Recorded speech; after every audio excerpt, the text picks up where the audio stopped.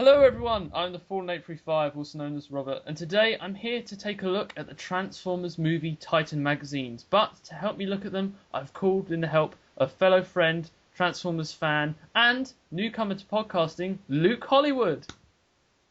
Thanks for having me, Robert. It's great to be here, and it's gonna be a awesome video. Oh, it's gonna be one to remember anyway. I can't wait for it. It's certainly gonna be a huge gush fest. So, the Titan magazines, what were they? Well, before we actually look at them, let's have a little bit of a background. It was a monthly ongoing published by the UK by Titan magazines and featured comic strips that tied into the Bay movies, which were written by Simon Furman and a variety of artists. We both loved them. I think you would agree, Luke. It is my what's the it is like a guilty pleasure of mine. I would say. Definitely. Many people probably wouldn't like them because they're affiliated with the movies, wouldn't you say?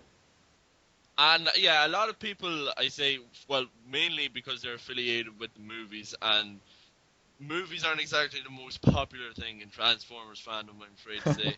And secondly, because, well, you said it yourself, they're Titan are UK company, so America, apart from a series of like digest books that only collected the volume from the first movie, the American dudes never got any of it. Yeah, it's a real shame because there was some great comics in there. Some of the best fiction the movie series ever got came out of this. Definitely, comic. much better than the IDW prequels and sequels and whatever they. Definitely. Well, IDW have a couple of good ones, like Reign of Starscream. I haven't read it, but from what I've heard, it's pretty good. And like some of the Dark of the Moon stuff that was done by John Barber before he really got into Robots in Disguise or whatever. Like that's supposed to be all right as well. But like, you know, if you're talking about just a constant series of quality, like good stuff, can't go wrong with the Titan comics. Definitely not. So, well, I mean, how did you, Luke, get into the comics? Because you obviously must have been collecting them from the start. Picture this, young Robert. It is a rainy day. Yeah. In the country of Ireland. Okay. I walk into a magazine shop. Cool. That is a shop that sells magazines. Yeah, we have them over here, believe it or not. That's good to know. And yeah, so I was there with my mom. I think she picked up Oprah. Okay. Nothing wrong with Oprah. And I was just looking along. You know, you had it was around 2007, so I suppose you'd have your gaming magazines, probably some for Teenage Mutant Ninja Turtles, but then right there, like it had been delivered from God himself. Issue 1, the Titan Transformers comic, with a kick-ass picture of Optimus Prime on the front cover. It was a stock photo. But you know as well as me. It's the one where he has like one arm is fully in gun mode. Oh, yeah. Lovely. And then I was like, I said the Transformers, because I didn't know, like, this is only maybe a couple of days after I had only seen the first trailers coming out for the movie. Oh. So this is like, yeah, the comic must have been released just, when did the movie come out, around August or July? Yeah, around that time. I can't remember. Yeah, sometime in the summer. Sometime in the summer. So this was around this time pretty much. And I remember the very first page, if you remember, was a kind of like introduction to the Transformers universe, like who the Autobots were, who the Decepticons were, what the Allspark was, you know, the Cube, all that, and that was all new to me. So I remember lapping that up. I picked that up, and Jesus, probably hooked ever since. Awesome. Yeah, I mean the intro was sort of like a 101 of everything Transformers. Yeah, Transformers 101. That's what it was called. Yeah, obviously that was written by Simon Furman as well. It was pretty much all written by Simon Furman back in those days. It was. They were the good old days when Furman was right, and because at that time you also had Furman heavily in IDW, so everywhere you sort of looked, it was Furman. Furman heavy everywhere. My God. Yeah. How times. So go on. What about you, Robert? Well, mine is completely different from yours. Actually, I never picked up the first issue, which is a shock, and horror. Oh, well, you shouldn't even be on this podcast. Okay, I'll go now. Yeah, just go. Okay. But no, I went and saw the movie because thought it was really good, and then That was alright. yeah, and then a couple of months on when I was in Cornwall on a holiday, surprisingly, we went into a local supermarket and there was the Transformers issue 2 of the Titan magazine, which I was like, oh, this is interesting. Picked it up, and it got me hooked right away because of the comic inside, because it was just so good. And after seeing the movie, it was like, wow, this actually has a sort of new spin on the movie. I really like this. And so I was hooked for about the first couple of issues, and then I sort of went off them, and then I got back into them during the end of sort of the movie 1 era onto the movie 2. So I did miss out stuff, but later on I went back and got those issues and actually read them, and they're just solid issues. They're absolutely brilliant. Yeah, there isn't much that go wrong in them. My major problem, I suppose, with like the series as a whole, both like the first movie and the second movie, is the art consistency. And I think if you talk to anybody about the Titan movie comics, and you'll probably agree as well, that was the major problem. Because there was no house style, and I'm not saying that house style was required, but definitely there is, even just flicking through some of the issues now, there is a major jump from issue to issue even in the art quality, and character designs are changed almost on a daily basis. Definitely, yeah. So, but it's something that you just, when you're reading the comics, I suppose it's the same when you're reading, like, you have to get used to the art, the well-aged art style of the Marvel UK run, dare I say. But you have to also get used to the consistency of the design in this run, because, well, you do kind of get used to it, really, don't you? Yeah, and I mean, it was more sort of prominent among the movie 1 comics that they did, because in them you had sort of one issue was this artist, the next issue was another artist, but then when they got to Revenge of the Fallen, they kind of had artists returning for 3 or 4 maybe comics. So yeah, they had, yeah. Oh, sorry. They had like artists coming on to do like at least storylines, at least. Yes, that was a big improvement, because go on. The thing was, though, but it weren't just issue to issue artwork. In some of the issues, it was split. So the first half of, say, a comic would be this artist, and then you could clearly see where sort of the art stopped for that artist and changed to a different one. And that was the worst part about it. But I suppose when you're reading it, it sort of just flows. You don't really notice it unless you go back and read it. The strength of it was, what held it together for me, was the story. Like, yeah, the art had its problems, but like the story is what kind of connected it all. So that was the main thing for me. As disappointing as the art was in some issues, but like, let it be said, like, we also got some amazing art on some of these issues. Oh, hell yes! My goodness. Like, you got some big name Transformers artists. You got some Nick Roche, some Marcelo Mattier. Guido Guidi did an issue. Guido Guidi, yeah. Oh, loads. And then we have other guys who, like, haven't really hit IDW, but, like, I would still say their art is really good. One of them in particular, John Davis Hunt. Yes. I think he was one of the guys that came on more permanently for the Revenge of the Fallen run, if I remember correctly. Yeah, but yeah, and he's done so. He did just his design. It wasn't. A lot of these are very movie. Well, obviously they're movie designs, but a lot of these have the very skeletal look to them. Whereas his designs were always a bit more chunky, a bit more G1. Yeah, exactly. That's what I was going to say. Yeah. Quite a lot of the Revenge of the Fallen, you would take a movie toy, chunk them up, and then put them into the comic. And I just loved that about it, because it was like, yeah, we're nodding back to G1. It doesn't have to be directly like the movie. It ended up looking more like the actual toy. Yeah, exactly. Which then made you want to go out and buy the toy. One thing that can definitely be said about the Titan movie comics were that they were a phenomenal method of selling toys. Incredibly, yeah.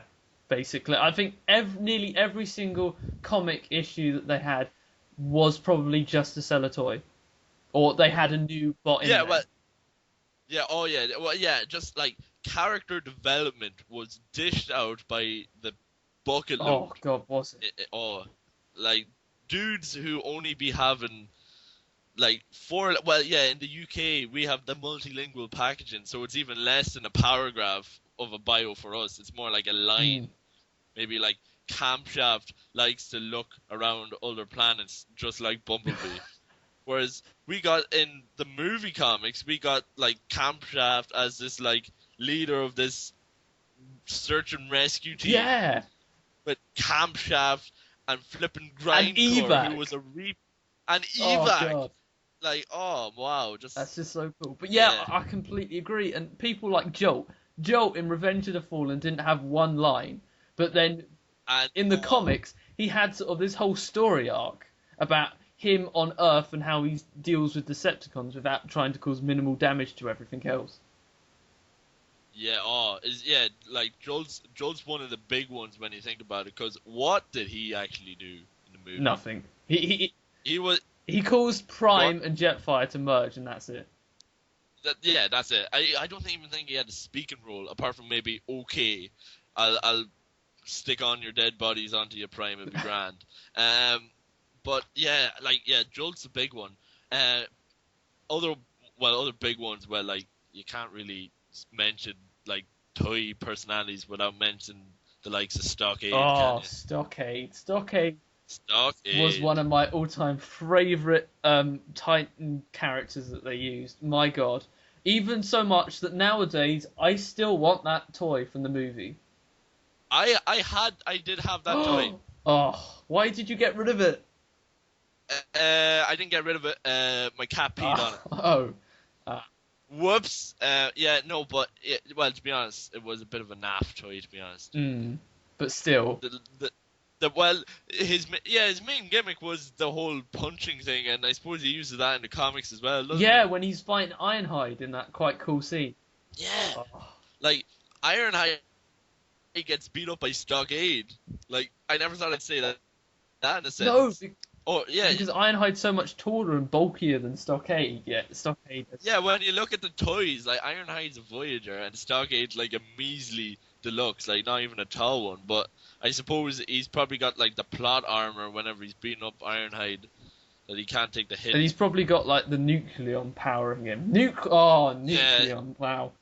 My God. But yeah, other characters for me, Springer, Revenge of the Fallen Springer. You know that little mini Legends class figure that I still have? Yeah. And don't forget the Robot Heroes. Oh yes, yeah. Wave 1. Wave 1, we all thought he'd be important because he was in Wave 1. We all thought he's going to be in the movie because he was in Wave 1. No. Guess who wasn't in the movie? Springer. But he did actually do something in the comics, which was so cool. And he was sort of like... He was a badass in the comics. He was a teacher which had a bit of an attitude to him. It was great. But probably my all-time favourite Decepticon character, not including Stockade, is Dead End. So yeah, Dead End, my God, what they did with Dead End was amazing. Considering that Dead End in Revenge of the Fallen was just another repaint of Sideways, they built up a whole character around him and actually made you like him. Oh my God. It was brilliant. A stroke of absolute genius. It was the development of Dead End in the Revenge of the Fallen. It was just for those of you who don't know what happened to Dead End. Basically, he was a kind of a Transformer zombie. Yeah, he basically his energon, I suppose, was feeding. Where he got his energy from was feeding off other bots, pretty much. He was kind of taking parts from other bots to feed himself because I think if I remember it right, he had a device in him that one of the leaders put in there, which actually was consuming his body. So he needed more parts to keep himself alive. How demented is that? It is, and the best thing about it is in the issue that he appears, you got a massive poster of him just in his zombie mode. It was bloody amazing, brilliant. Oh, that's another thing you can talk about. The posters. Oh God. Oh wow! And it's not just most of the time you get your standard poster would just be a reprint of whatever was the art on the cover minus all the text, because that's a thing that comics here in the UK are infamous for, having big walls of text all over them. You can't even see the picture. But yeah, so most of the time. But I remember, like, during the All Hail Megatron run, and during, I think it was Megatron Origins run as well, of the reprints, we did get All Hail Megatron, posters. I have a poster on my wall to this day of I think it's All Hail Megatron issue 2. The one with Frenzy going... Yeah. Oh my god, yeah. Amazing. I've still got that issue, and it's still got the poster inside, and it's absolutely brilliant. Oh, I ripped that bad boy out and stick it up on my wall first thing. Oh. And also, when the Wreckers arrived in All Hail Megatron, you got this really nice big poster of Cup and all the Wreckers appearing. It was... You're joking, you got a poster of that? Oh, I missed a couple... That was... Yeah, because...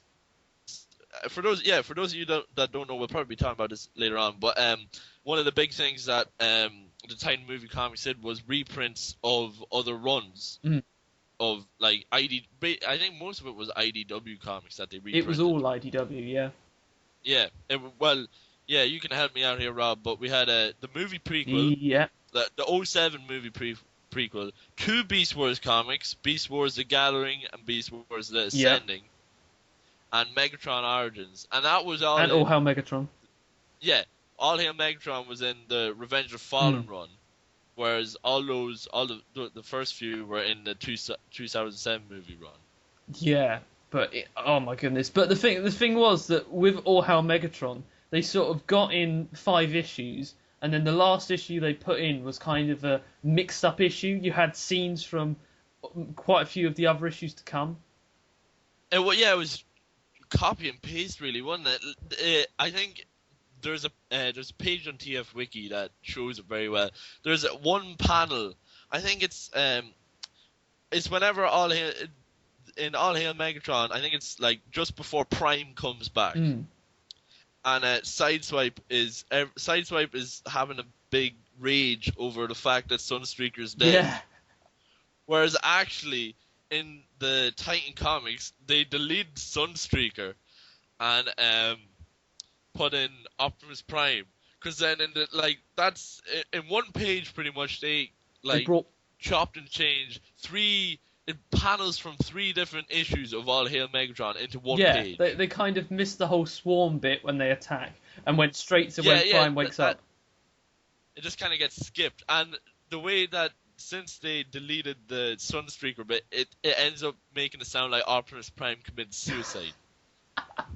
Which isn't really, I suppose, what they wanted to get going. But I have to admit, when I was reading that last issue, I was confused. I was like, hang on. Who's died? What's going on here? And it's only when I read All Hail Megatron, the actual proper trade, I was like, oh, they missed quite a lot out. Yeah, because I think at the very end of that, they ended up saying, oh, go buy the trade if you want to get the full story. So it's kind of and then in that issue, they also had, oh, you can win the trade as part of our contest.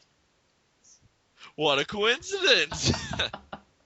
Oh, it was great. But yeah, and also, most of the comics, they explored stuff that the movies couldn't. For instance, one of my favourite stories, Twilight's Last Gleaming, it was a mirror universe story. It was like, what happens if the 2007 movie ended differently and the Decepticons won and they invaded Earth? And it was like, wow, that hasn't been done, really. I mean, they've done the whole mirror universe with BotCon and all that, but this, but this is different. I absolutely love it. Well, it can be argued that from that, I think Twilight's Last Gleaming, that started at issue 9. And that was originally going to be a 5-parter, so it run up to issue 13. But it can be argued that the alternate universe kind of rolled on until issue 25, really, which was the last issue of the first run. Because the way Twilight Last Gleaming ends, it doesn't really say, oh, from now on, all the rest of the stories are going to be set in this universe or set in the proper movie universe. I think they were in the alternative universe, though. Yeah, because Sam never shows up. No, Michaela's and that guy that she talks to in the government is still there. It's Tom Banachek, Yeah, isn't it? that's it. Yeah, because he was in the movie as well. Mm. That's another thing they did very well. Very good use of human characters in the movie that, like, they got good development in the alternate universe storyline. Definitely, it wasn't like they were there just because they had to be, or when you read it, you thought, "Oh, there's humans in here, it's boring." They actually helped the storyline go along, especially Michaela. Michaela's portrayal Yeah, in Twilight's Last Gleaming. My God, that's completely different from the movie. amazing. Some kind of like super spy Lara Croft. I don't know, but yeah, way back. Well, yeah, I actually gave a flip about Michaela in the comics, which I couldn't say I did for the movies, to be No, honest. definitely not. No, but yeah, and she took on Frenzy for God's sake on her own. Yeah, what a badass fight that My was. God. Oh, that it was so cool. So what is your kind of favourite stories? What are issues that you pick out and go, that is a really good one. People need to read it. Yeah. Okay. Well, I'll pick out a couple. Now, I didn't say it before, but most of my I've been collecting the comics solidly throughout most of the issue, like the movie one Mm. arc, and then once Revenge of the Fallen came around, I picked up a couple of issues, but it wasn't as gotta get it every month. I picked it up when I saw Mm. it, so most of my picks are actually from the first movie, just because they're the ones I know the That's cool. best, and they're probably the ones that are easiest for listeners to get, because they're the ones that have been reprinted in digest form that you can get on Amazon for about £6. Yeah, they're quite cheap to get hold of. Or you can, I believe IDW actually released a trade of the first the series that was known as prequel, where they had with the different spotlights on Ratchet, Jazz. Yeah, yeah. Well, yeah. Well, spotlights. They're not called spotlights, but technically they Yeah, are. they're Pretty kind much. of movie spotlights, but I believe they were released in a trade by IDW, so you can also find that on Amazon. I think so. Yeah, they were. I can't remember the name, I'm afraid, but yeah, I think you can pick them up on the like as a trade.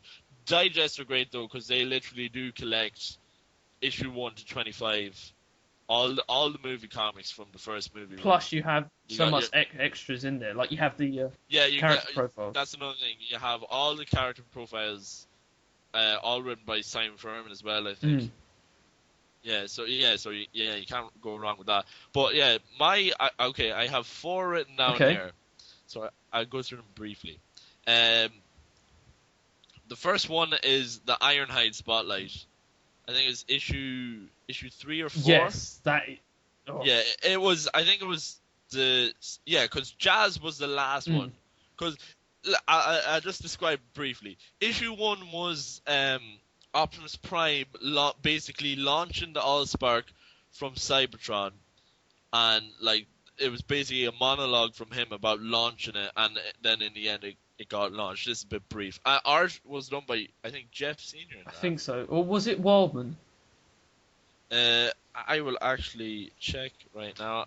This is live on air. No, Jeff Senior. Cool. Script by Simon Furman. Yeah, and then issue 2 was the like kind of Megatron's reaction to that, and then that's where it set up the whole. Yeah, because the way it starts off kind of is the opening panel is a splash of Megatron with Bumblebee in his hand, so that ties in to the movie prequel just after Bumblebee got his spark or his like voice box ripped out by Megatron. Yeah, definitely. And then that also leads Yes. into the movie about how he can't talk, which was one of the worst decisions they ever made. But oh, don't get me started on that. But and art by that was done by Nick Roach, which is very cool, my boy Nick. But yeah, and obviously that's where they set up the whole Jazz, Ratchet, and Ironhide, and also Brawl or Devastator, as he's known. or aka Devastator. That's where they all get set up. Basically, Megatron goes. I think Megatron tries to go after. Yeah, he tries to go after the Allspark because this has happened just like instantly after the end of the first issue. Megatron is trying to chase down the Allspark. Basically, Ironhide catches him with a tractor beam and pulls him in, and Jazz, Ratchet, and Ironhide have a go at him. and then he ends up blasting off anyway, but he sends Devastator in to take care of them. Devastator comes in, fires off a full space warhead that were outlawed Decacycles. And the last panel is sort of them and a white, the explosion, and you can just about make out their sort of figures, and then it just goes to white. Yep.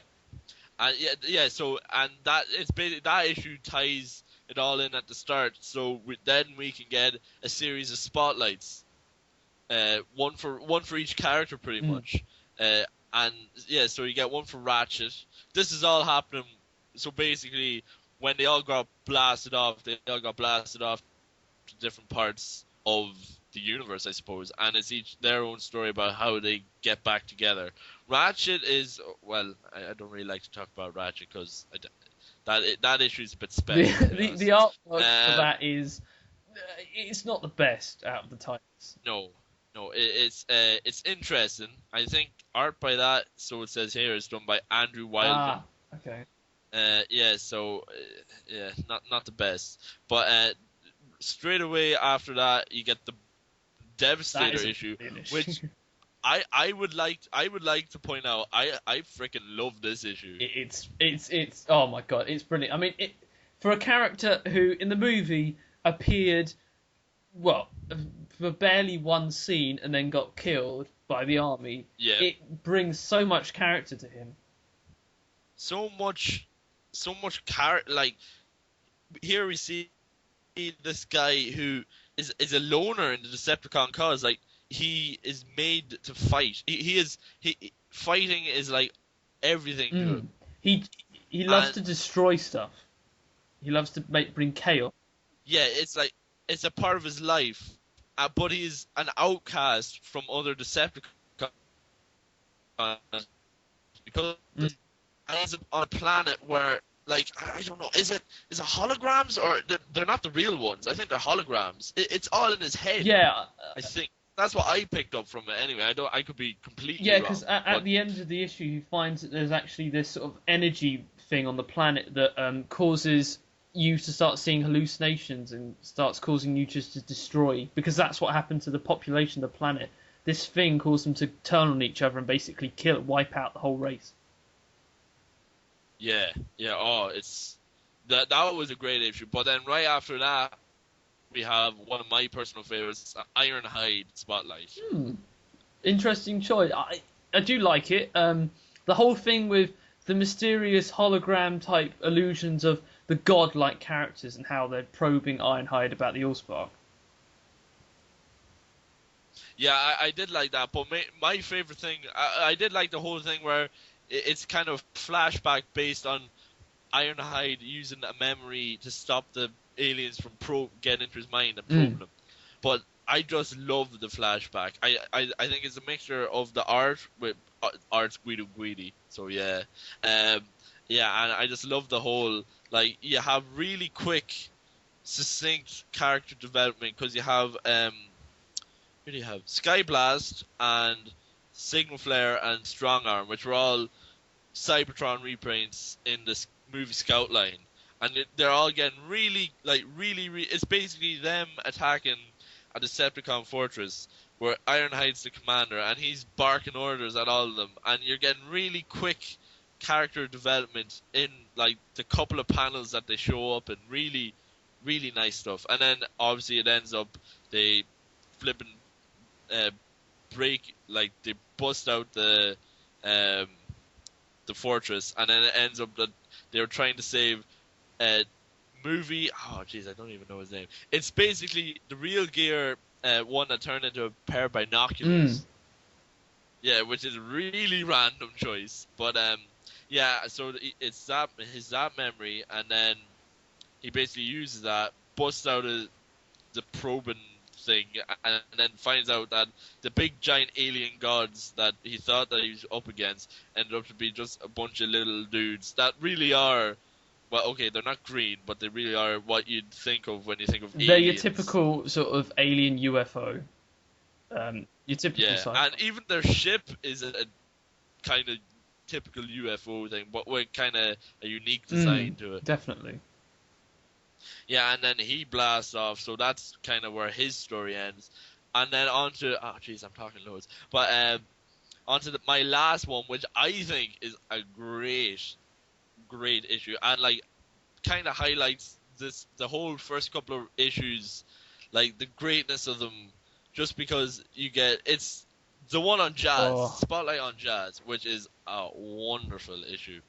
It basically, going through a quick run again, Jazz, when he got blown up, he got like stranded on this information highway planet. This autonomous information hive mind. That I think that's what it is, a hive. Yeah, because like the planet's alive, isn't it? Yeah. Well, yeah, he doesn't think it's alive, but then it ends up. Well, we know it's alive from like the first page, and then we quickly find out that it's alive. Basically, it's like an information hive that like absorbs all its information from like passers-by who get like shipwrecked on the planet. Because you see, Jazz ends up getting, I don't know, like molded into the planet. He kind of get absorbed by the planet, and the planet is sort of taking away his memories and his sort of personality. Yeah, and then we see that he's not the first one to happen, that this has happened to, because there's a panel that has loads and loads of starships. Crash starships. Oh, it's brilliant, that panel. Yeah. And also, like, while this is going on, there's a flashback, like, a fantastic flashback, which has Jazz who's very Sunstreaker-esque in this flashback, because he's talking about his damaged paintwork and that. And flipping Clocker from Cybertron, who got a repaint in the 07 Scout line again, and they've basically just been attacked by Bone Crusher, and Bone Crusher is set up as a legitimate like threat. Yeah. Like, I mean, they are scared. They are very scared of Bone Crusher, and considering like what Bone Crusher did in the movie, he sort of transformed, tried to fight Prime, got his head chopped off, and that was it. But in this, he's a threat. Yeah, he's an action. It's almost like he doesn't deserve this amount of like character background based on what he did in the movie. I know, and I really wish that the movie had used his personality in the Titan comics, but it's just brilliant the way they portray him, and the fact that he basically mutilates Autobots because he looks ugly himself. It is fantastic, and we don't have a guy like that in G1, do we? No, we don't. It's a great personality, so it's freaking amazing. But that first set, the whole Spotlight is a great, brilliant comics in the Titan. My God. But basically, Ironhide and Ratchet end up hooking up, and they find Jazz, and then they all blast off to Earth with Prime. Oh no, they all blast off back to Cybertron, and then from there, I suppose they all blast off to Earth with Bumblebee and Optimus. So yeah, I basically took you through the first 4 or 5 issues of the Titan Comics run, and they're probably some of my personal highlights, just because they're great issues. They are. And they're also in the first mini trade of it, if you want to get it. The mini, they're in the mini trade, and they're in the digest pretty much as well. They hook on the first digest I'm looking through here is pretty much all that. So yeah, if you want to buy someone a very cool present, just pick that up. Definitely. I mean, the only thing that I would say about the first couple of issues, there was only one story, and it kind of followed on from the Spotlights, which was the story about how Starscream was using shards of the Allspark to resurrect the Decepticons, and so the battle just fights over and over again. I just didn't like that. I mean, mainly because of the artwork, but it kind of got boring near the end. I think artwork is by a guy called Boo, I think. Yeah, that's the one that's set. Oh no, there's 2, because there's one that's set like literally like half an hour after the battle in the movie, with a bunch of zombie Decepticons that have been like the All-Spark shards relived them. Yeah, that's one of the weaker And issues. yeah, I just remember the first page, which is quite funny. The first panel is sort of Brawl, Blackout, and then you've got Barricade, but he's holding his head with his arm. It's hilarious. Yeah, just kind of staring at you. A bit of dull surprise going on. Well, movie dull surprise. I don't even know how that works. But yeah, that's one of the weaker issues there. To be honest. Is it anything other issues later on or that you want to point out? All right. Well, I suppose the last, I don't want this to turn into the Luke podcast, so you'll have plenty to say, I suppose, after me. But the last one I just want to mention is the whole, I wouldn't call it an issue, more a mini minor story arc that takes place after Twilight's Last Gleaming, which is the start of the alternate universe. It's the whole, I think it's an All-Spark shard that, basically rebuilds Jazz. Yes, Ratchet uses it to rebuild Jazz, and then Jazz sort of turns out to be this intergalactic dealer type guy. Yeah, he turns out to be Dead's head pretty much. Yeah, basically. Amazing. Yeah, because like he ends up going like when Ratchet he drives off and then Ratchet follows him and then he ends up making a conference call with a bunch of other like galaxies trying to sell off Earth. It's great. It's good. And then at the end, I think Ratchet thinks that he's destroyed Jazz, but I think later on in several issues he returns. Yeah, he comes back, and then Optimus Prime tries to... I suppose the one thing I could say is it ever really described why Jazz takes such a major character jump? Apart from the All-Spark shard made him a bit funny. I don't know. I think it's just the writing of how they felt Jazz would be. And I suppose because it's sort of like an alternative universe, they could try and slightly change his personality. I suppose, yeah. What I would have said was, what they could have said was that since like the All-Spark in the movie, we see that the All-Spark shards make everything go crazy. So maybe whatever it did to Jazz's personality, it just rewired him inside out. I suppose. Could be, but well, we'll never know. But yeah, those issues are awesome because in Twilight's Last Gleaming, you have the introduction of all these Cybertron and sort of repaints, don't you? You have the group who's on the moon with RC, Elita 1. Yes. Who else do you have? Long Arm. Strong Arm. Armor Hide. And you have all those. Armor Hide. What a great character. Oh my, I love that toy and I love the character. He's like a mixture of Ironhide and Brawn and badass all in one. Definitely. Delicious. But they sort of play a role, and it's great to see that because in Twilight's Last Gleaming at the end, Megatron dies because of the Allspark, and it's spoiler alert. Well, I mean, they've been out for quite a while now, so Well, I suppose one of our goals of the podcast is to get more people reading them, but I suppose it could be said that if you're listening to this, we probably talked half the thing to death anyway. Probably, but it's basically great to see what happens after a failed Decepticon attempt to take over the Earth, and how the Earth is coping with it, and how the aftermath of that. Because after that, the humans aren't so trusting of the Autobots. No, and they kind of turn against the Autobots in a way. In a way, yes. But I don't think we should say any more because if people want to go... we want to leave some surprises. Definitely. Cool. Well, yeah, they're brilliant issues. And what about your favourite issues, Robert? Oh, wow.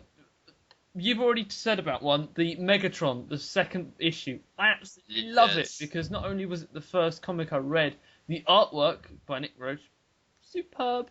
Yes. And... Oh, delicious. Oh my goodness, the character development of Megatron, how he's desperate to try and get the cube. And at one point, he's so close to getting it, but then he gets caught in the ray by the Autobots, which is annoying. And he realises that when the Autobots are attacking him, it's only a diversion. Because the more time he wastes on attacking them, the more chance he's got of losing the cube through this wormhole that it's going to enter. Which... Yeah, you get a real sense of desperation in Megatron in this issue. I think he actually says he actually doesn't have any time for this. No, and he says, but there's For an the overwhelming diversion. sense that he would really love to transform and just attack them, but he knows that if he Yeah, does that, he's fighting back the urge because if he wanted to, he could probably kill them all in a couple of sweeps and be grand. But obviously, his primary concern is Allspark, which is currently blasting off into space further and further from his reach. definitely. And when he was so close again as well, that's the thing. Yeah, and then the fact that afterwards, when he comes out the other side, he's lost the cube, but he also says, well, I'm not the only one lost in space because now all of Raz, Jazz, and Ratchet and Brawl are all gone as well. I didn't know Raz was in this Wow. comic. Yes, Raz, you're in a Transformers comic, believe it. Yeah, oh man, great comics. No, I kind of like the way when he says "lost in space" and then it ends up the whole thing is pretty much called "Lost in Space." Yeah, I mean, it may be a little nod to the actual TV series Lost in Space, but I doubt it. Well, you never know. You never know. It's Simon Furman. He might have seen it. You could have a robot saying "Danger, danger, Mr. Smith, danger." They get tread on by a transformer. I'd love to see that actually. But yeah, and then we've already talked about Twilight's Last Gleaming, but afterwards, the return to Cybertron, the whole story arc of where Earth, basically when Megatron was trying to rule, he tried to terraform Earth into a new Cybertron. However, he didn't achieve it, but the effects of the Energon, it caused the Earth to become unstable, and they need Nucleon, which apparently is in the heart of Cybertron, to sustain the Earth. And so Ironhide, Bumblebee, RC, and is there somebody else? I can't remember. I think is it Armorhide? Hang on, yeah, Ironhide, Bumblebee, RC, and Armorhide. They journey to Cybertron. Yeah. Which is when you meet Stockade and all of his team, which are basically his gang of reprints. Yeah, basically. You have Fracture, awesome. Awesome. You have very awesome. Oh, the one who turns into a speedboat. Storm Surge, that's it. You have the repaint of Cybertron Thundercracker as a sort of yellow get-up. Dive Bomb. And I think there's somebody else that I'm missing. Incinerator. Oh, yes, Incinerator. I'm surprised you forgot about him. And the last one is is it Overcast? I think so, yeah. It's basically like the drone, like Decepticon jet. Yeah, the repaint of Overcast, Dreadwing, that's what it is. Because Dreadwing used the same mold, Dread. Dreadwing is actually in the Twilight's Last Gleaming and the next bit that carries on from that, which is nice to see him get a personality. But there's sort of this rogue group of Decepticons on Cybertron who have had enough of Megatron. They want their own sort of pride and glory, and so, not being the brightest idea, they sort of make Cybertron a hollow shell so that it can be basically infested with an organism that will take it over and rebuild it to its golden age, which doesn't work out. Yeah, no, not really. No. Should we mention what happens? Well, we can mention one word, I think. Unicron. Oh, well, that's really all you need to say. That's all I need to say. But because there wouldn't be a Simon Furman story if Unicron didn't show up. Definitely. So I definitely go and read that. However, it does lack from changing artists a hell of a lot. Yeah, it's definitely noticeable there. I think one of the big cases is RC and Elita 1. Their designs just jump. At least with the designs like Bumblebee and Stockade and Ironhide, they're all... Well, Stockade's just based on his toy design and Bumblebee and Ironhide on their movies, so their design's kind of sick. But RC is... Some chaps want to draw her as her 07 toy, like the bike. Some chaps be drawing her as her like G1 mode. Yeah, and some are drawing her as her repaint of the Energon one.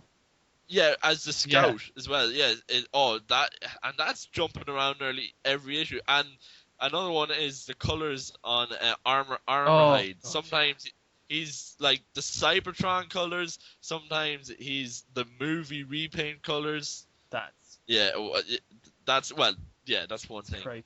The art is not the But best. it's just a great story, and you have to go and read that if you're a fan, because there's so many nods in that. I mean, one, the ship that they sort of travel to Cybertron on, and the dropship that they go down, it's Halo inspired completely. And Is that what it is? It just looked like a box. yeah, basically in Halo, if there's a Pelican, it's called a dropship, and it looks exactly like it. Exactly like it. Ah, yeah. You know the do you know the name of the dropship that like they use on Earth? Do you know what that is actually called?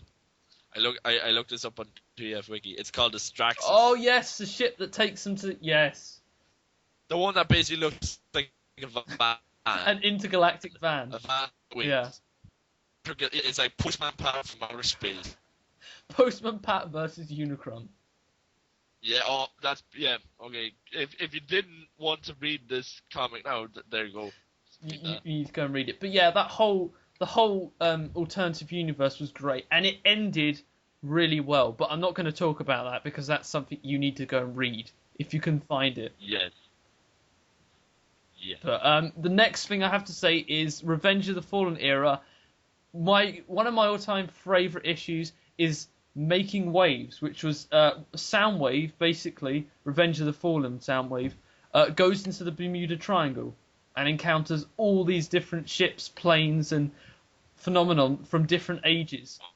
Which I love it because at the end it freaks him out. Now Soundwave is the kind of guy who doesn't really get freaked out. I mean, you look at his character throughout the whole of Transformers. G1, he never sort of showed much emotion. IDW, he's always been sort of the straight-looking bot. Even throughout all of the other incarnations, he's just been a straight guy. But in this, he's freaked out completely by the different changes. I love it. Yes. Yeah, because like the way Simon Furman depicts movie Soundwave, it's not too big a jump from any of his character personalities. Soundwave is kind of like, in general, in a broad stroke, there's not much character change in like the standard bio for him in all personas, really. But it's great to see him. He is literally, he is wigged out by this. Which, who wouldn't be? Because like the Bermuda Triangle and what happens to him is scary. It is, so much so that he actually goes to the moon because he finds it safer there. Which kind of ties in with his appearance in Revenge of the Fallen. Definitely. Although throughout the Revenge of the Fallen comics, Soundwave kind of, one issue he's in space, the next he's on the ground. One issue he's in space, next he's on the ground. Yeah, there's consistency problems with that. There is, but it's still good to see that. And there is others, but the final one I just want to make out is the very last issue of the Revenge of the Fallen comics, which was called A Short, Sharp Lesson. Basically, throughout the whole of Revenge of the Fallen, you had this sort of story arc with Bludgeon. Bludgeon, of all people. Yes. My God. Which was so cool.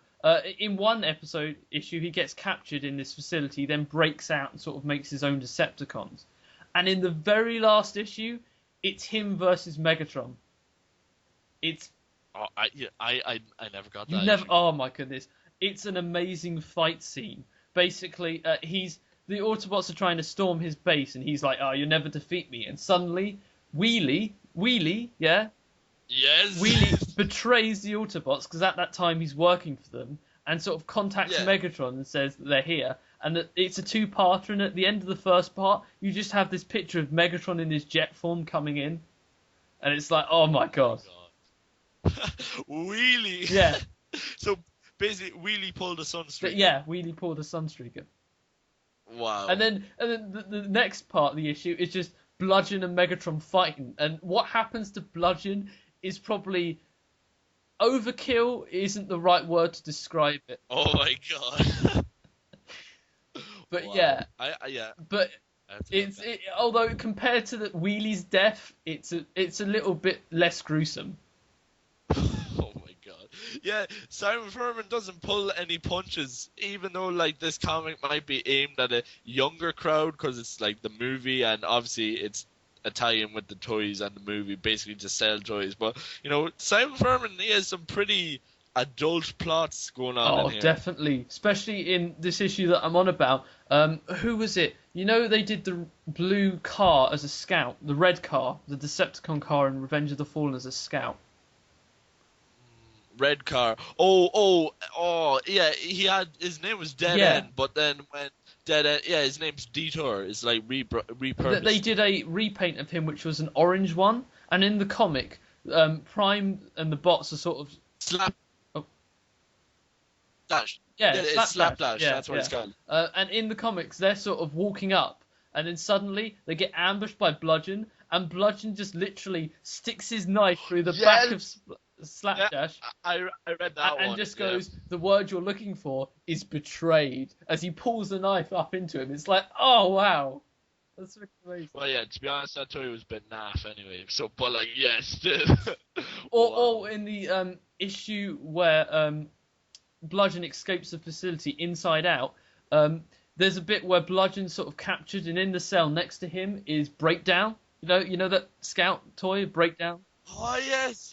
And Breakdown's mocking him for being captured, and then when they do break out, he's like, oh, I didn't mean what I said. And he's like, why did you free me, for example? And he just kills him. It's like, yes! Oh my god, wow.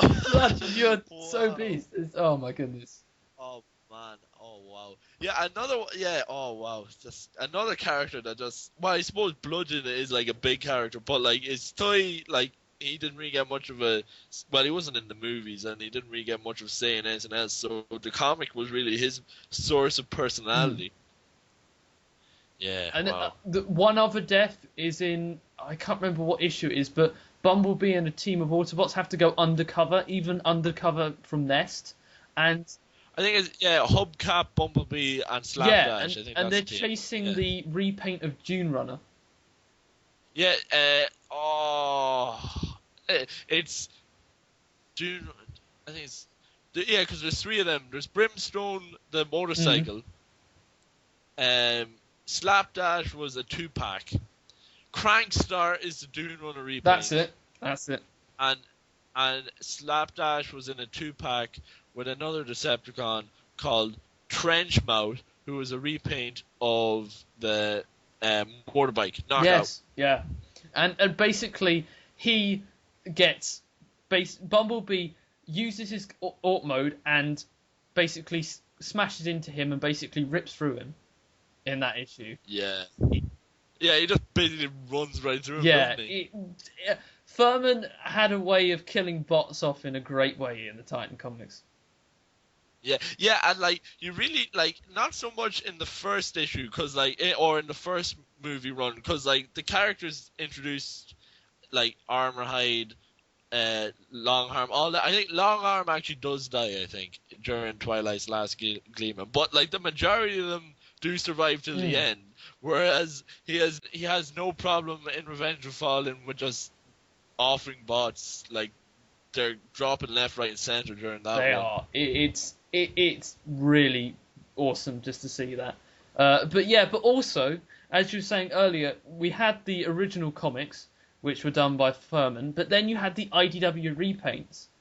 Yes, I suppose it's about time that we move on to them. I think so. And I just want to say, Hail Megatron, first of all. It was the first ever piece of IDW Transformers fiction that I read, and that is what got me into comics, and thus that's what made me eventually, years later, make the podcast.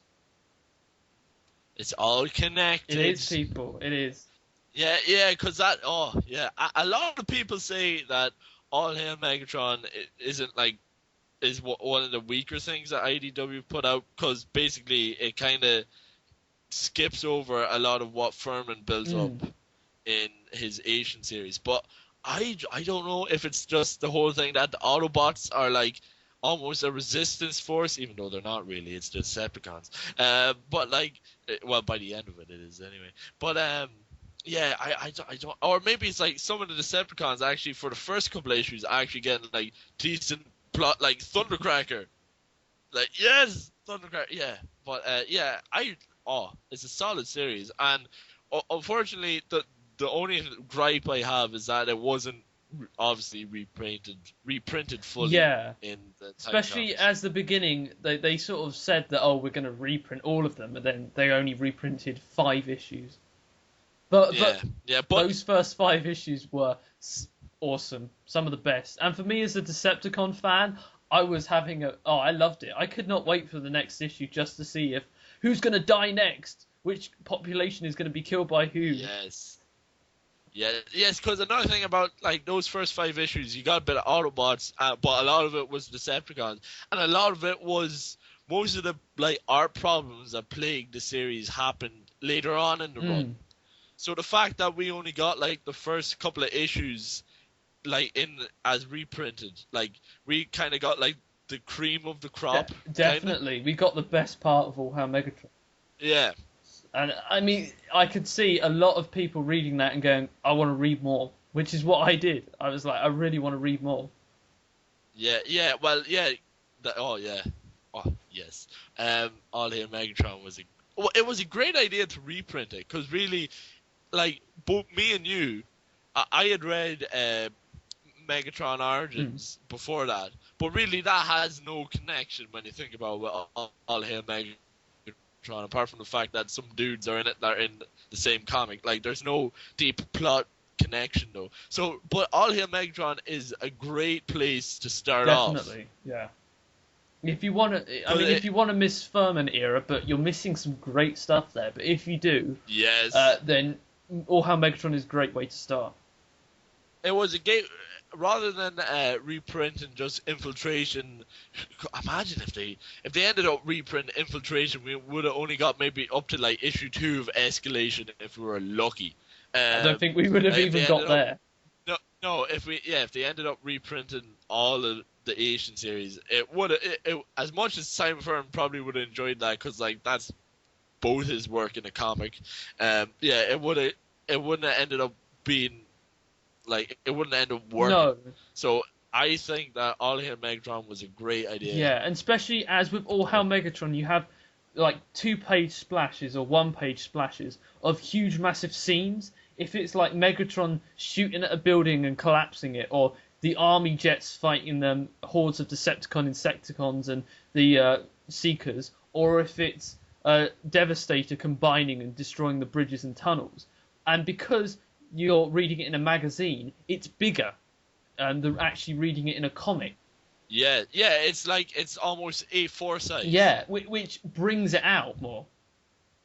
Yeah, oh yeah. Rereading the like All Hail Megatron series in that format is like great, because those splashes look great on They do, especially later on when Cup and his Autobots arrive, and you got the scene where they're walking in going, so who's in charge of this mess? Iconic panel. I think anyone who's read IDW will know exactly what we're talking about as soon. Another thing I was just thinking, another reason why it might have worked as a reprint was, if you think about it, around about the time that's getting reprinted is around 2008 or 2009. And when you think about it, what was out apart from Revenge of Fallen, or like just coming to an end, the Universe line. Yes, and half the designs in All Hail Megatron are Universe toys. Oh, definitely. I mean, all the Seekers, quite heavy. A lot of the Autobots, like Sunstreaker, Sideswipe. Yeah, most of the big guys in like Prowl, no Jazz, because Jazz was revealed the Shield. But like, Ratchet, no Ratchet. I think Ratchet and Ironhide were the Universe bodies as well, weren't they? Not sure. Cliff Jumper. Yeah, but most of maybe Cliff. Oh no, Cliff Jumper was he was like a Mini Cooper. Oh yeah. yeah, and Bumblebee was still the Bug. But but like that's not, because obviously the design of the comic is to sell toys. So when movie toys aren't on the shelves, but Universe toys are on the shelves, I suppose it was a good idea to try and sell them. It would work well together. Yeah, I could see it. Yeah. It would be quite cool, and especially as some of the early Revenge of the Fallen normal comics weren't that good. I mean, the Skids and Mudflaps sort of arc, it's okay, but it's not some of my favourite works. It's decent, but hardly the best. But it's sort of to back it up, because after you read that, you go, oh, that's okay, and then you read the All Hail Megatron reprint, you're like, wow, this is quite cool. Around about at that time, even though the reprints were they were always designed to be the secondary comics. That's why they weren't full size. Because if they were full sized issues, then it'd be quite obvious that the movie comics were just going to be the backup strips. So they were cut down, chopped and changed into the smaller strips to make it clear that the movie strips were still the main part of the comic, whereas these were just backups. But around about that time, that was when the backups were the reason why I started picking up the issues instead of the movie parts. Yeah, definitely. And I was really ashamed when they ended All Hail Megatron, because it felt like a bit of a cop-out. It did, and from then on, they didn't have any more reprints in the comic. Yeah, they just stopped. Which, it was a shame, because you're thinking up until that point, they always had reprints in there, but it may have been due to the fact that they couldn't reprint all of All Hail Megatron because of copyright reasons, or because IDW didn't want them to print the whole thing.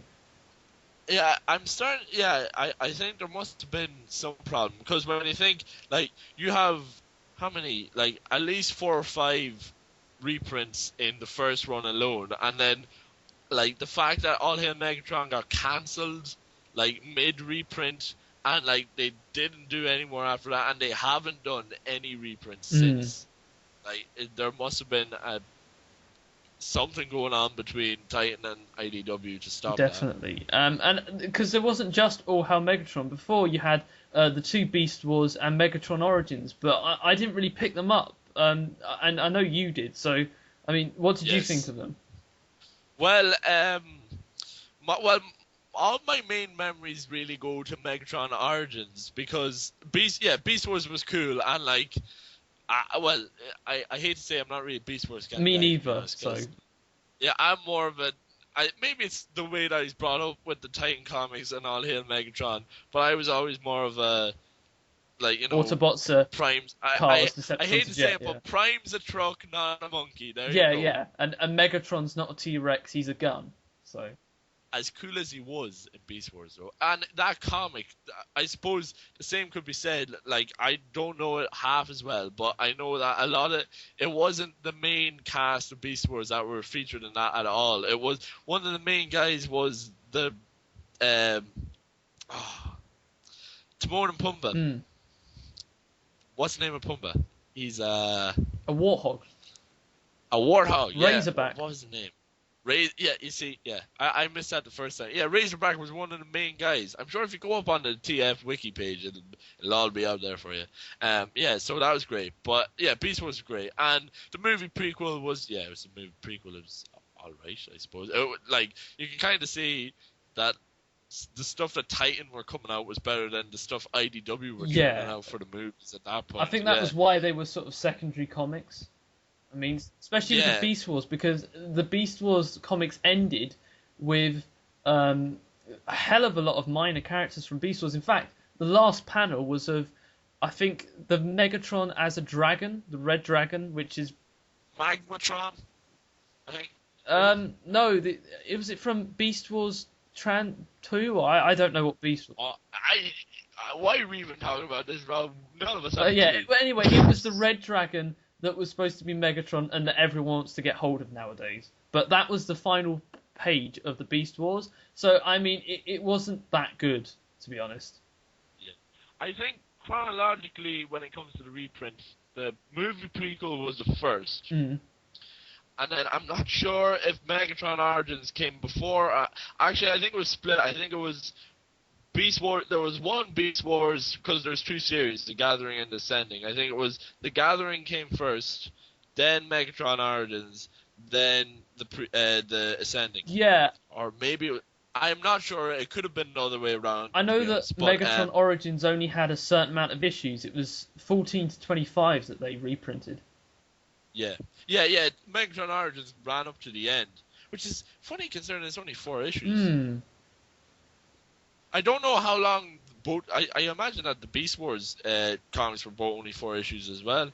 Well, I'm not sure, because The first one went from issue 1 to 13, and then the second one from issues 14 to 25. They could have been just full trades, 6 issues like. But yeah, all my main memories come from Megatron Origins. The big one that stands out, I showed you the notes. One issue, I don't know which issue was, but one issue was of like the reprints was dedicated entirely on the bumper and fastback scene from Megatron Origins issue 2. Yes. Which is just I don't know how many times I can reread that, and I love it. It's an awesome scene. I mean, yeah, just wow. I mean, when we came to the fact, because no. Well, I mean, we started off with Iaconic Reviews. We reviewed Megatron Origins, but it's the first thing. We didn't do it very well, but that scene was one of the ones that stood out to us. Was like, it was great. It really is a good scene. Oh yeah, and the fact that when you think about it, if you split that apart from the whole issue, that is that's one of the times where the whole splitting it up really made sense in my head, because I didn't know that at this stage. I don't know how young I was, but I didn't know that they were split up. I hadn't copped on, because until you read the full Megatron Orange, you don't realize it, and they never say it's been split up. So for that seemed like, oh, this is a full issue of the story. I didn't even know about IDW back then. So that bit just stood alone as like a great standalone story. Definitely. I mean, the only sort of memory I have of it is I got the issue where it was the last issue printed on it, which is the scene between Sentinel Prime in the sort of armor and Megatron, which to this day is still one of my favourite scenes in one of the great scenes of IDW, and especially reading it in the magazine size, the A4 kind of size format, it looks so much better than actually reading it from the trade. I guess, well, we've kind of said it before, that was one of the main advantages of the reprints. Like, it might have been chopped and changed, but you got it on a big page, and that was class. Definitely. It was brilliant. They were. Yes. That fight is phenomenal. It is. It's one of the little gems of Megatron Origins, and it's a great way to end the series. Yeah. Oh, it is. Yeah. Cool. Definitely. But I mean, as well as the reprints and the comics, you did have other sections of the magazine itself.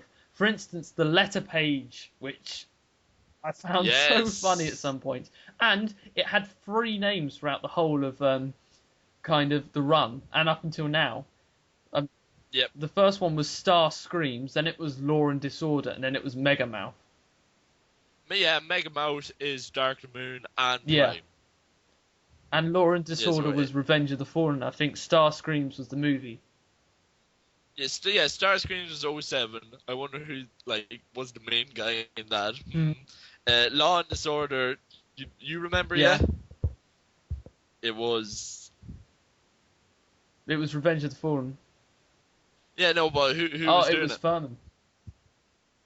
No, who? Oh, yeah, I know Furman, but who was the character? It was 2 of your favourite characters, you know.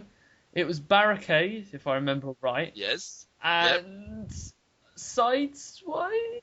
Ironhide. Oh, yeah. Ironhide. Well, I suppose you're close enough with Sideswipe, because Sideswipe, he featured in the next letters page, Megamouse, which also featured Megatron. Yes, well done. And in Prime, Megatron was also helped in the letters page by... I can't remember, because I haven't read much of Prime. RC. Well, it's not as good as Barricade and Ironhide, is it? Well, personally, my favourite, the ones that will always stand out for me is Starscreams. Barricade and Ironhide were grand, but Starscreams was where it was at. Yeah, although I only got the last issue of that, so I didn't really see the whole picture. But I do like the style of it. It basically, if you was reading the comic, you could send them an email, write them a letter, or draw them a picture, and you could be in with a chance for winning a deluxe universe toy. Oh, horribly mistransformed. Which toy was that, Luke? Well, it kind of revolved for yonks for about years. It was Universe Sunstreaker, and then I think it changed for a couple of issues into Acid Storm. I think actually you did get to pick. You got to pick which figure you got, which was pretty cool. Yeah, because the one they showed was Sunstreaker, but I think there was a choice of 3. I'm not sure. I'm not sure now, but yeah, it's basically Universe Wave 1 or 2. Yeah, really. basically. And then you would get a reply from the characters saying about how they liked your letter and stuff in it, which was always quite funny because you would have, especially with the Law and Disorder, you'd have the Autobot side of things, and then the Decepticon side would be like, you puny humans, blah blah blah. But then Ironhide going, no, he's brave or something like this. It was classic. Yeah, no, I do like that. Like the letters almost felt like almost a part of the story in itself, with the way that the characters reacted to the letters. Definitely. It always felt like it was in canon as well, even though it was obviously Simon Furman, right? Yeah, I mean, you could. I really didn't know until recently that it was Furman, but now looking back at it, you can tell it was Furman. Well, it obviously wasn't Barricade. No, obviously not. If only it was, though. Do you remember? This might be. I don't know if you'll remember this, but around the back end, the last couple of issues of the first movie run, so it would have been Starscreams. There was a Lonely Hearts panel, like section in the comics featuring RC, and it was basically a bunch of Transformers writing in, they were describing themselves as if it was a Lonely Hearts comic, really. And so they didn't write their names, but they would describe themselves, and obviously you'd be able to figure out who it was from, and that was a big load of fan wank. So it was Furman definitely did that with the older readers in his head. It wasn't going to be movie Bumblebee. It was really mad choice. I think Beast Wars Long Rack was one of the guys once. What?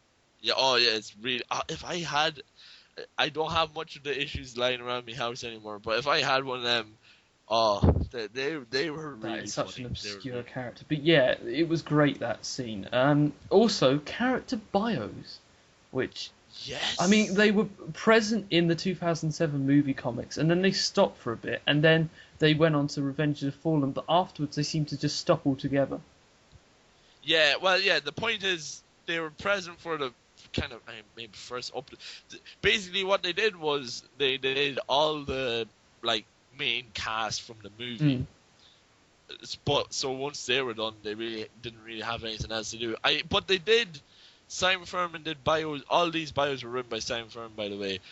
He did bios for Beast Wars Grimlock and Magmatron. I think Megatron as well, Beast Wars Megatron, to tie in with the Beast Wars reprints. That's awesome. Wow. Damn it, I really wish I could get those comics now, but they are quite hard to get hold of. Oh yeah, that's another thing to mention. Apart from maybe the back issues, I don't even know if Titan are doing that anymore. Actually, saying that, I looked on Titan's website today, and the only back issues you can go up to are just Prime. Lame. It is. Lame. Considering that when Revenge of the Fallen was out, I looked on their website, and they have back issues all the way up to issue 2. Oh wow. So I just gutted that I never got any of them. I'm sure there's a couple knocking about on eBay, but who knows the price they'd be Yeah, going for. they'd be pretty ridiculous prices. Yeah. I did see a couple of knocking about in auto assembly. Ah. There were under the desks, there was old, there was boxes filled with all types of Transformers comics that you could, and I did see a couple of Titan comics knocking about. Good to see. Yeah, but it's a shame that they're underused. Yes. Yeah. Oh, woefully underrated. Definitely. And as we talk about character bios, we can also talk about the versus battles. Yeah, Which a flipping highlight of the series. Did you catch many of the versus battles? I catched the first couple of them, and I've also got them in the small little digest books. That's one. I was so flippin' happy when I first picked up the digest to see that they had them because they were great and they were also written by Simon Furman. It was And it was basically like the Tech Specs fans' dream. It was amazing. Like so many stats, so many bio. Oh, delicious. it was really cool, and especially as these are characters in the movie that you didn't really get to see a whole lot of, or characters, and then you've got them fighting against each other. Any Decepticon that showed up, we were pretty, apart from maybe Megatron and maybe Starscream, we were getting new information on, like Bone Crusher, Blackout, Barricade. We were all getting information there that you wouldn't really get No, because, to be honest, they didn't really have a personality in the movie. no, they didn't. They were underused in the movie. Yes. Hell of a lot. And then the last battle, Spike and Frenzy. Sam and Frenzy. See, Who would have thought that would have... And, like, that wasn't a joke. I think that was like 4 pages they did talking about Sam and flippin' Frenzy. wow. Yeah. I forget who won. If it wasn't Frenzy, though, something's gone wrong. Yeah, definitely. Although, Because, like, Frenzy... Well, it's Sam. Like, to be honest, like, even in the comics, Frenzy did get his ass kicked. yeah, Didn't he? I mean, he got taken on by Michaela, so... And Michaela won, but mind you, that was badass Michaela. Yeah, and in an alternative universe. And maybe, well, I suppose Frenzy's lame in every universe, really. Probably. Movie Frenzy. But as well, they also had competitions and puzzles to do as well. But I think the last thing we should talk about, otherwise we're just going to keep going for hours, is the free gifts. Hours and hours. Oh, the free gifts. For me, most of them were rubbish. I have to say this now. How many, let me ask you a question, Robert. How many space blasters, disc launchers, foam guns do you have? I have enough to make a house. Yeah, I have a lot. I got rid of some, but I've still got tons left. Oh, jeez. They were just... Imagine how many they must have had in the offices to pack one on into nearly every issue. It was ridiculous. Like, the Nerf battles in that office must have been amazing. My God. But the only thing I will say is, and you probably missed this, in the second issue of Dark of the Moon, you actually got a Legends figure. That was the first... That was Revenge of the Fallen. Was it? Issue 1 of Revenge of the Fallen, you got a free figure. Here it was Dark of the Moon, you got a free figure. Oh, did you? I don't know. No, because I remember I got Legend Skids with the comic that was all about Skids and Muffler. Because I got the choice here was Legends Bumblebee Tankor, who appeared in the comics earlier on, Yeah. or who else was it? Some other one, but that was only during Dark of the Moon. And was that Dark of the Moon, or was that like Dark of the Moon Legends or Revenge There of were the Fallen Revenge of the Legends? Fallen Legends packed with Dark of the Moon.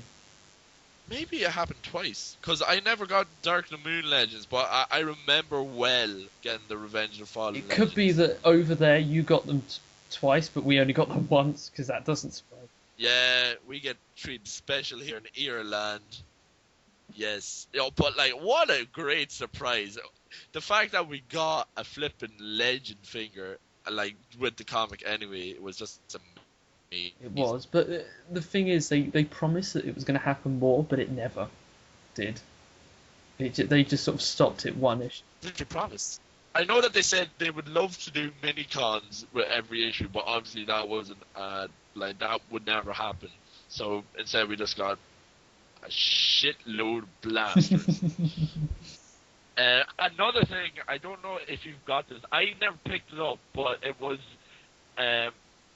on a very small, underused thread for the Titan Comics on the TFW 2005 forum. There's actually, if you dig deep enough, there's a Titan Comics thread somewhere in the comics discussion thread.